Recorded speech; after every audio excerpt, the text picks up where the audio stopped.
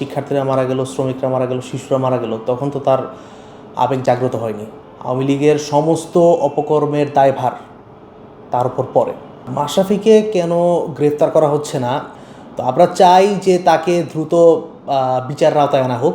এই যে তার আবেগঘন বক্তব্য বা এই যে জাতিকে আবেগতাড়িত করতে চাচ্ছে, এই আবেগটা 2024-এর জুলাই আগস্টে কোথায় ছিল? প্রশ্নটা আসলে এখানে। তখন যে এত মানুষ মারা গেল, শিক্ষার্থীরা মারা গেল, শ্রমিকরা মারা গেল, শিশুরা মারা গেল, তখন তো তার আবেগ জাগ্রত হয়নি। এমনকি আমরা জানি যে মাশরাফি বিন মুর্তজার বাবার নেতৃত্বে নড়াইলে শিক্ষার্থীদের উপর হামলা হয়েছিল জুলাই গণঅভ্যুত্থানের সময়।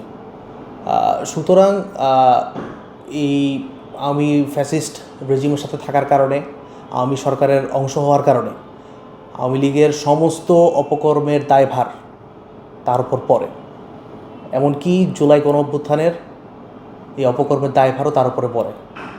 সুতরাং তাকে অতি দ্রুত গ্রেফতার করে শাস্তির আওতায় আনার দাবি জানাচ্ছি। মাশরাফিকে কেন গ্রেফতার করা হচ্ছে না, এ ব্যাপারে তো বিচার বিভাগ এবং সরকার, স্পেশালি স্বরাষ্ট্র মন্ত্রণালয়ের ব্যাপারে বক্তব্য দিবে। তো আমরা চাই যে তাকে দ্রুত বিচারের আওতায় আনা হোক। আর এই যে আমিনুল হক সাহেবের যে কথাটা এসেছে, বর্তমানে হয়তো তার ব্যাপারে কিছু সমালোচনা আছে, কিন্তু তিনি জেল খেটেছিলেন কেন? জনগণের পক্ষে অবস্থান করায়, গণতান্ত্রিক ধারা রাজনীতি করতে চাওয়া, জনগণের পক্ষে অবস্থান করায় তিনি জেল কেটেছিলেন। কিন্তু মাশরাফি বা সাকিবের কেসটা তো সেম না। আমিনুল সাহেব তো গণহত্যার সাথে জড়িত ছিলেন না, কিন্তু এই মাশরাফি বা সাকিব সেই সরকারের তো অংশ, সেখানে তো মদত দিয়েছে এবং তার পরিবারের লোকেরা এই সমস্ত বিষয়ে জড়িত ছিল এবং তারা এর বিরুদ্ধেও কোনো স্টেটমেন্ট দেয়নি সামান্য। তো সুতরাং দুটো বিষয় মিলালে হবে না। আর হচ্ছে যে তাদের যদি সৎসাহস থাকে তো তাহলে আদালতে নিজেদেরকে সমর্পণ করুক।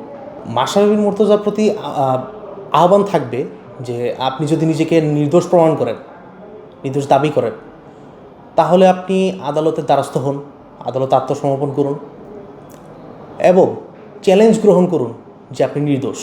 আপনি আদালত থেকে যদি ক্লিয়ারেন্স পান যে আপনার কোনো অপরাধ নেই, তাহলে জনগণ আপনাকে আবারও সাদরে গ্রহণ করে নেবে।